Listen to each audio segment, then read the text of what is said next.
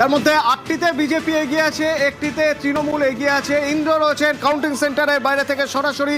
ইন্দ্র, কত রাউন্ড গণনা হলো এখনো পর্যন্ত? দেখো, 9টি বিধানসভা কেন্দ্রের কোথাও 5 রাউন্ড, কোথাও 3 রাউন্ড, কোথাও 6 রাউন্ড গণনা হয়েছে এবং এই মুহূর্তে লাস্ট যে আমরা খবর পেয়েছি, রেজাল্ট পেয়েছি, তাতে 9টি বিধানসভা কেন্দ্রেই এগিয়ে রয়েছে বিজেপি এবং যত খবর আসছে ততই তাদের পার্সেন্টেজ বাড়ছে ভোটের এবং যেদিকে এগোচ্ছে তাতে 9টি বিধানসভা কেন্দ্রেই বিজেপির জয় জয়কার। ইতিমধ্যেই বিজেপির সমর্থকরা যারা বাইরে রয়েছে গণনা কেন্দ্রের, পুরুলিয়ার সিধু কানু বিরসা বিশ্ববিদ্যালয়ের বাইরে যারা রয়েছে তারা ইতিমধ্যেই গেরুয়া আবির খেলছে, উল্লাস করছে, আনন্দ করছে এবং যত রাউন্ডের খবর আসছে ততই দেখা যাচ্ছে যে বিজেপি এগিয়ে যাচ্ছে।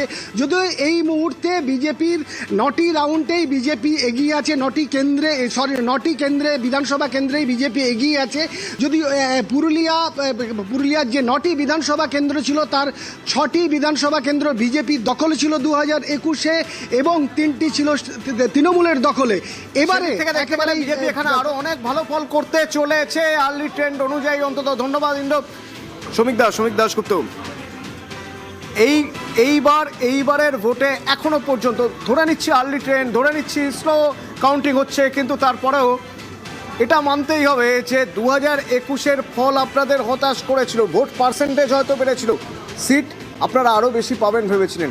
সেই জায়গা থেকে এবার বোধহয় আরও সুবিধাজনক জায়গায় মনে হচ্ছে। কতগুলো জিনিস বলি। প্রথম হচ্ছে, যদি 2021-এ এবারের মতো ফ্রি অ্যান্ড ফেয়ার ইলেকশন হতো তাহলে কী ফলাফল হতো বলা যায়।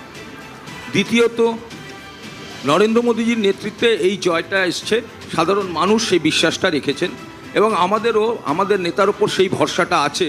যেদিনকে উনি বিহার থেকে বলেছিলেন যে বিহারের থেকে গঙ্গা জলটা পশ্চিমবঙ্গে যাবে, সেদিনই আমরা জানতাম আমাদের নেতৃত্বরা আমাদেরকে সেইভাবে নেতৃত্ব দেবে যাতে আমরা মানুষের সমর্থনটা পুরো আদায় করতে পারি। প্রদীপ্তর অনেক এখনও থাকবে, এটা ওর বাধ্যবাধকতা। ও একটা দলের প্রতিনিধি, ওকে তো শেষ মুহূর্ত পর্যন্ত লড়তে হবে। ওর অবিশ্বাস হতেই পারে এই সংখ্যা, এবং ও এটাও বিশ্বাস করতে পারে যখন কোনো অপ্রকৃতিস্থ মন্তব্য আসে যে আমি 300 আসনও পেতে পারি। এরকমও তো অপ্রকৃতিস্থ মন্তব্য এসছে। তা আমার দলে ওরকম উল্টোপাল্টা মন্তব্য হয়নি।